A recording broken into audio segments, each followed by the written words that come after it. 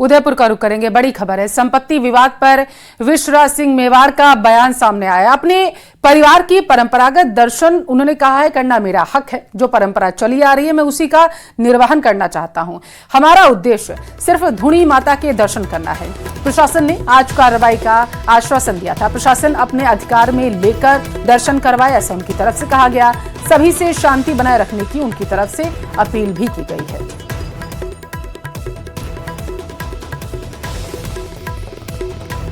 प्रशासन ने किया है वो काफी किया नहीं है।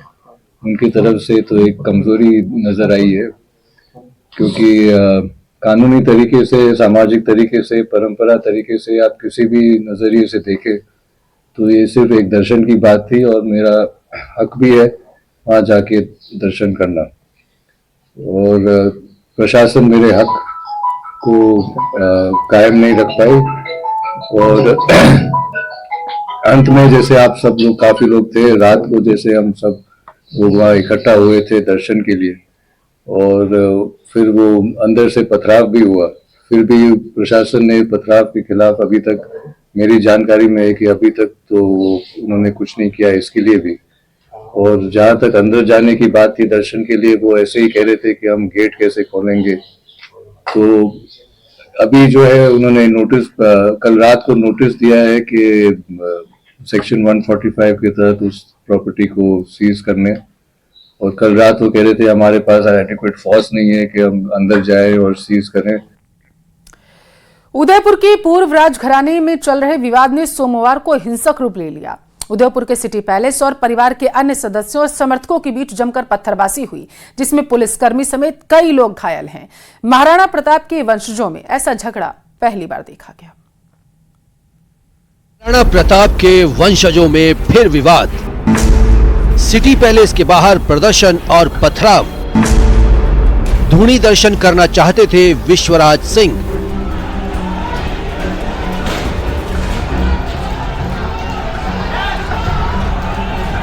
पूरा विवाद उदयपुर पूर्व राजघराने के सदस्य महेंद्र सिंह मेवाड़ के निधन होने के बाद उनके बेटे और नाथद्वारा से बीजेपी विधायक विश्वराज सिंह मेवाड़ के राजतिलक और इससे जुड़ी रस्मों को लेकर हुआ। लोकतंत्र आने के बाद राजशाही खत्म हो गई है, लेकिन प्रतीक के रूप में ये रस्म निभाई जाती है। विश्वराज सिंह राजतिलक के बाद सिटी पैलेस के अंदर इसी रस्म को निभाने के लिए धूणी के दर्शन करना चाहते थे, लेकिन जगदीश चौक पर विश्वराज सिंह के काफिले को रोक दिया गया और सिटी पैलेस प्रबंधन द्वारा अंदर जाने की परमिशन नहीं दी गई, जिसके बाद विश्वराज सिंह मेवाड़ के समर्थक पैलेस के बाहर प्रदर्शन करने लगे। सिटी पैलेस को जबरन लांघने की कोशिश हुई और दीवारों पर चढ़कर दरवाजा तोड़ने की भी कोशिश हुई। इस बीच पैलेस के अंदर से जोरदार पथराव हो गया और भीड़ तितर-बितर हो गई। माहौल इतना तनावपूर्ण रहा कि दोनों ओर से बड़े बड़े पत्थर फेंके गए, जिसमें पुलिस समेत कई लोग घायल भी हुए। करीब 8 घंटे सिटी पैलेस के बाहर बैठे विश्वराज सिंह धूणी के दर्शन नहीं कर पाए और देर रात अपने निवास पर लौट गए। आप सब लोग मारो साथ दियो, मेरे वास्ते आप सबा ने मारो बहुत बहुत धन्यवाद। और मने खुशी है कि मेवाड़ मनक आज भी जो है सही बात वास्ते आवाज उठाने वास्ते तैयार है। और मने और भी खुशी है कि आप लोग आवाज उठाओ तो आप कानून हाथ में नहीं लो, आप सभ्यता में आवाज उठाओ, क्योंकि मेवाड़ साहस वास्ते तो मशहूर है लेकिन सभ्यता वास्ते नहीं मशहूर। कानून व्यवस्था की स्थिति बिल्कुल नियंत्रण में है और आज सुबह से ही जो हमारे पैलेस के प्रतिनिधि हैं और साथ में समाज के जो प्रतिनिधि हैं उनसे बातचीत चल रही थी और कुछ बातों को लेके सहमति भी बनी है, कुछ बातों को लेके अभी भी जो है वो विवाद है, सहमति नहीं बन पाई है। तो भी हम लोगों ने, प्रशासन ने सबसे रिक्वेस्ट किया है कि प्रशासन इनसे बातचीत कर रहा है और कुछ जो लीगल एक्शन जो भी, क्योंकि जो घटनाएं छोटी मोटी हुई हैं उसको लेकर इनकी बात थी कि कानूनी अपना काम करे, कानून अपनी जो भी कोई एक्टिविटी होनी है पुलिस की, प्रशासन की तरफ से वो की जा रही है। दरअसल मेवाड़ के महाराणा खुद को एकलिंग जी के दीवान मानते हैं। महाराणा की छड़ी इसी मंदिर में दर्शन के बाद पुजारी सौंपते हैं। महाराणा की मान्यता इसी मंदिर से मिलती है और शासन करने की छड़ी विश्वराज सिंह चित्तौड़ में राजतिलक के बाद मंदिर जाना चाहते थे। एकलिंग जी मंदिर भी सिटी पैलेस ट्रस्ट के अधीन है। अरविंद सिंह मेवाड़ ने विश्वराज सिंह के प्रवेश पर पाबंदी लगा दी। फिलहाल जिला प्रशासन ने हंगामे के बाद बीच का रास्ता निकालते हुए धूणी वाली जगह को कुर्क करने और उस पर रिसीवर नियुक्त करने के आदेश जारी किए हैं। अब सिटी पैलेस के दरवाजे खुलने के बाद आगे की स्थिति साफ हो पाएगी। न्यूज़ 18 के लिए उदयपुर से कपिल श्रीमाली की रिपोर्ट। तस्वीरें बेहद ही अचंभित करने वाली बीते दिन सामने आई थी और अब हमारे संवाददाता ग्राउंड जीरो पर मौजूद हैं। वो वहां मौजूद है जहां पर सुरक्षा घेरा जो है चाक चौबंद कर दिया गया है। कपिल, आप बताइएगा अभी की तस्वीरें क्या हैं? पुलिसकर्मी कितने तैनात हैं? क्या लोगों को सहूलियत के हिसाब से किसी तरीके की वहां चीजें मुहैया करवाई गई हैं, क्योंकि बड़ी संख्या में पर्यटक भी पहुंच रहे हैं? देखिए, सबसे पहले तस्वीरें दिखाऊंगा। आप देखिए कि सुरक्षा घेरे को और बढ़ाया जा रहा है, क्योंकि कल इस जगह को पुलिस के घेरे को लांघकर जो भीड़ थी वो आगे बढ़ गई थी। ऐसे में आज जो बैरिकेडिंग की जा रही है, बेहद कड़ी बैरिकेडिंग की जा रही है। आप देखिए कि बैरिकेड के ऊपर खंबे लगाकर जाली बांधने की भी तैयारी है। जाली भी, लोहे की जाली भी मंगवा दी गई है। ये भी अब यहाँ पर बांधी जाएगी इन खंभों के, ताकि इन बैरिकेड को कोई लांघ कर आगे ना बढ़ सके। तो अब पुलिस विभाग द्वारा पुख्ता व्यवस्थाएं जो है वो की जा रही है। जाब्ता आप देख सकते हैं कि बड़ा जाब्ता जो है वो यहाँ फिलहाल तैनात है, जो कि इस बात को लेकर तैयार है कि यदि किसी भी सूरत में लॉ एंड ऑर्डर बिगड़ने जैसी सिचुएशन आती है तो उसे कंट्रोल में किया जाए। देखिए, बैरिकेड एक के बाद एक आगे बैरिकेड लगाए गए। हर बैरिकेड के बीच में जो खंबे हैं, लोहे के पिलर डाले गए ताकि बैरिकेड को मूव नहीं कराया जा सके। और जो पुलिस के जो अधिकारी हैं, कई सारे SHOs हैं, DSP हैं, ASP हैं, उन सभी को सुरक्षा के मद्देनज़र जगदीश चौक से सिटी पैलेस का जो मुख्य द्वार है उसके बीच में तैनात किया गया है। जहाँ जहाँ बैरिकेडिंग की गई है वहाँ पर सिक्योरिटी को बढ़ाया गया है। दूसरा, अभी कुछ ही देर पहले उदयपुर जिला कलेक्टर और उदयपुर के जो SP हैं वो यहाँ पहुँचे थे और इस रूट का, जिस रूट पर हम चल रहे हैं उस रूट पर उन्होंने मार्च किया है। वो व्यवस्थाओं को देखते हुए आगे बढ़े हैं और पैलेस के मुख्य द्वार के वहाँ तक फिलहाल वो पहुँचे हैं। देखिए, मैं कोशिश करूँगा वहाँ तक पहुँचने की और तस्वीरें मैं दिखाता रहूँगा। ये एक और जो बैरिकेड है एक और जगह पर लगाए गए बीच में। तो कुल 3 जगह ऐसी है जहां पर बैरिकेड लगाए गए हैं। देखिए, तस्वीरें देख सकते हैं आप कि उदयपुर जिला कलेक्टर, उदयपुर के SP योगेश गोयल, उदयपुर के एडिशनल SP उमेश ओझा, ADM सिटी, ADM ग्रामीण, कुछ DSP सभी मौजूद हैं और वे सभी पैलेस के द्वार तक पहुंचे थे।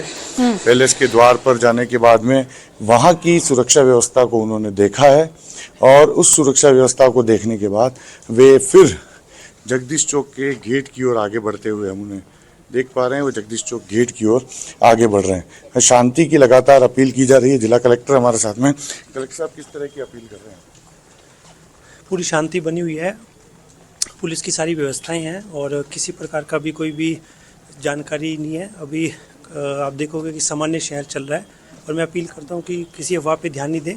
और दोनों पक्षों ने कानून व्यवस्था बनाने के लिए प्रशासन को आश्वासन दिया और मेरा मानना है कि वो अपनी बात पे कायम भी रहेंगे। ऐसा माना जा रहा है कि भीड़ और भी जुट सकती है? आज भीड़ जुटने की कोई बात नहीं है। बिल्कुल। देखिए, तो ये एक बड़ी जानकारी, जिला प्रशासन इस बात को लेकर आश्वस्त है कि आज किसी तरह की भीड़ जो है वो नहीं जुटेगी। ये एक राहत की खबर जिला प्रशासन के लिए भी है और उदयपुर वासियों के लिए भी है कि आज किसी तरह की भीड़ नहीं जुटेगी, क्योंकि रिसीवर नियुक्त कर दिया गया है और वो रिसीवर जो है वो आगे की कार्रवाई को अंजाम देगा। उससे पूर्व देखिए कि आज सिटी पैलेस प्रबंधन को जवाब देना है। उस जवाब में सिटी पैलेस प्रबंधन क्या जानकारी साझा करता है ये देखने वाली बात होगी और उसी जानकारी के आधार पर आगे किस तरह की रूपरेखा बनती है वो देखने वाली बात होगी कि आगे कुल संपत्ति का किस तरह से अधिग्रहण घंटाघर SHO करते हैं और कैसे अगर सहमति बनती है तो विश्वराज सिंह को दर्शन कराने के लिए लेकर जाते हैं। लेकिन फिलहाल हर बात पर असमंजस बरकरार है। अभी कोई भी जानकारी पुख्ता तौर पर नहीं की जा सकती कि कैसे कुर्की की जो कार्रवाई है उसे पूरा करने के लिए प्रशासन जो है अपने कदम आगे बढ़ाएगा। कपिल, आपने हमें बताया कि चाहे आम हो या खास, सभी के लिए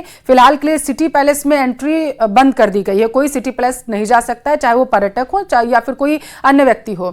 लेकिन आसपास मंदिर भी हैं, वहां पर देखने के लिए बहुत बड़ी संख्या में श्रद्धालु भी पहुंच रहे हैं। इससे पहले जब आपने बातचीत की थी तब भी श्रद्धालुओं की तरफ से कहा गया था कि बैरिकेडिंग हो गई है, अब वो मंदिर में दर्शन नहीं कर पा रहे हैं। उसको लेकर के कुछ सूचना आई है क्या प्रशासन की तरफ से कि कब मंदिर के दर्शन कर सकते हैं श्रद्धालु? देखिए, जो उदयपुर का सबसे प्रसिद्ध मंदिर है जगदीश मंदिर, वहां जाने के लिए किसी तरह की रोक टोक नहीं है। जगदीश मंदिर से ठीक पैलेस के लिए आगे निकलने वाला जो रास्ता है वहां पर बैरिकेड लगाए गए हैं। तो ऐसे में जो टूरिस्ट यहाँ आता है, जो शहरवासी हैं, अगर वो भगवान जगन्नाथ के दर्शन करने के लिए जाना चाहते हैं तो किसी तरह की रोक टोक नहीं है। हालांकि पूरे रास्ते पर पुलिस का जाब्ता है, कुछ जगह वाहनों की आवाजाही प्रभावित हो रही है, ट्रैफिक जाम की स्थितियां बनती हुई नजर आ रही है। तो परेशानियां जरूर पर्यटकों को और शहरवासियों को यहाँ पहुंचने में हो सकती है, लेकिन फिलहाल जगदीश मंदिर में जाकर दर्शन करने के लिए किसी तरह की रोक टोक जो है वो नजर नहीं आ रही है। और कई सारे जो श्रद्धालु हैं वो सुबह से हम देख रहे हैं कि भगवान जगन्नाथ के दर्शन के लिए पहुंच भी रहे हैं। देखिए, एक बार फिर मैं तस्वीर दिखाऊंगा, आप देखिए कि बैरिकेडिंग कितनी कड़ी की गई है। एक के बाद एक 3 बैरिकेड एक साथ यहाँ पर 3 लेयर में एक ही साथ लगाए गए हैं। उसके आगे ये स्थायी बैरिकेड जिन्हें मूव करना मुश्किल है, उन्हें लोहे के तारों से बांध दिया गया है और उसके पास में खंबे लगाए जा रहे हैं।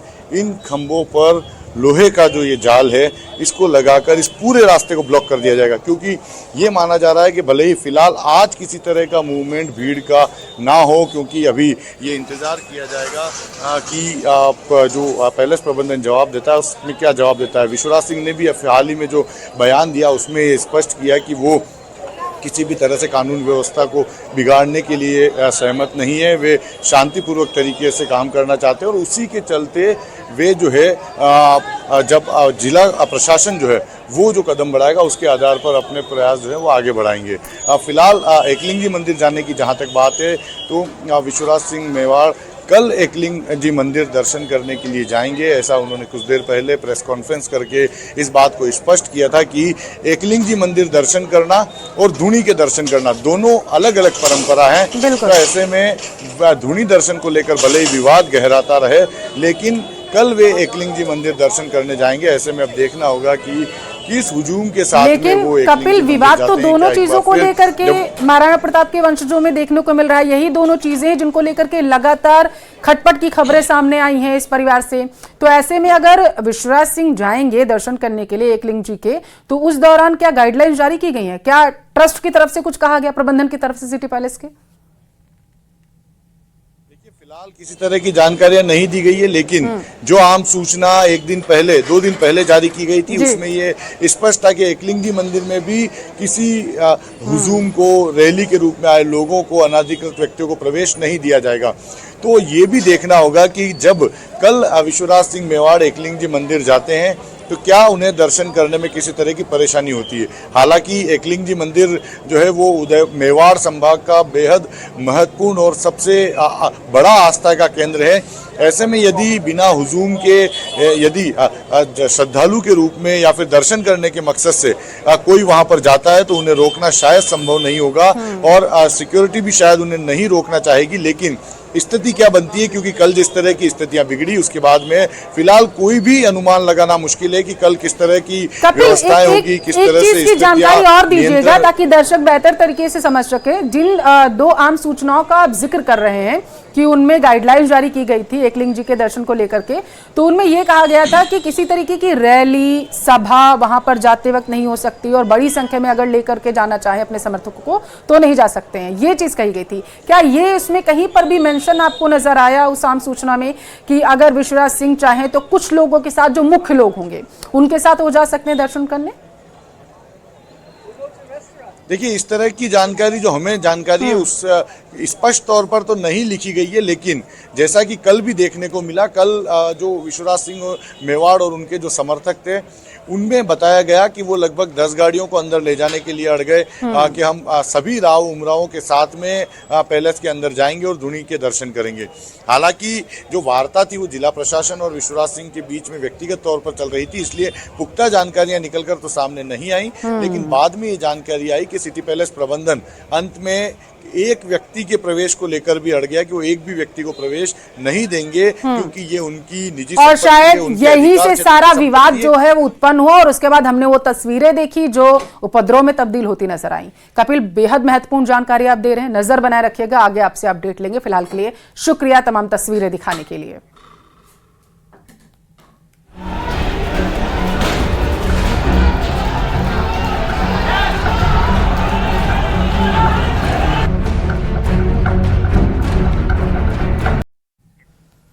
और अब आपको लेके चलेंगे उत्तर प्रदेश के संभल, जहां से बड़ी खबर है। संभल हिंसा की एफआईआर की कॉपी सामने आई है, सबसे बड़ी खबर आप तक पहुंचा रहे हैं। संभल हिंसा में एफआईआर से अब पर्दा जो है वो लगभग क्लियर होता हुआ नजर आ रहा है। भीड़ ने एसआई की पिस्तौल छीनने की भी कोशिश की थी, एफआईआर में इसका जिक्र है। इस वक्त की बड़ी खबर आप तक पहुंचा रहे, भीड़ से आवाज आई थी कि सर्वे किसी भी कीमत पर नहीं होने देंगे। पुलिस के आंसू गैस के गोले छीनने की भी कोशिश की गई। साजिश के तहत पुलिस पर पत्थरबाजी हुई, एफआईआर में इसका जिक्र है। तकरीबन 800 से 900 लोगों की भीड़ ने नारेबाजी की। भीड़ ने पत्थरबाजी करते हुए सर्वे का विरोध किया। सुनियोजित तरीके से पुलिस पर पत्थरबाजी की गई थी, जिसकी वजह से कई पुलिसकर्मी घायल हुए थे। तो उत्तर प्रदेश के संभल से इस वक्त की बड़ी खबर आपके टेलीविजन स्क्रीन पर है और बताया जा रहा है कि एफआईआर जो इस पूरे मामले को लेकर के दर्ज की गई है उसकी कॉपी सामने आई है और उसमें जो जिक्र किए गए हैं वो बेहद ही हैरान करने वाले हैं। दावा किया जा रहा है कि एफआईआर में इस चीज का जिक्र है कि एक सुनियोजित तरीके से पुलिस के ऊपर हमला किया गया। 8 से 900 लोगों की तरफ से ये जो भीड़ थी ये इतनी उग्र हो गई थी कि उन्होंने पुलिस पर पथराव करना शुरू कर दिया गया। आवाज आ रही थी भीड़ की तरफ से कि किसी भी कीमत पर सर्वे जामा मस्जिद का होने नहीं देंगे और उसके बाद पुलिस के ऊपर पत्थरबाजी की गई, जिसमें कई पुलिसकर्मी घायल हुए थे।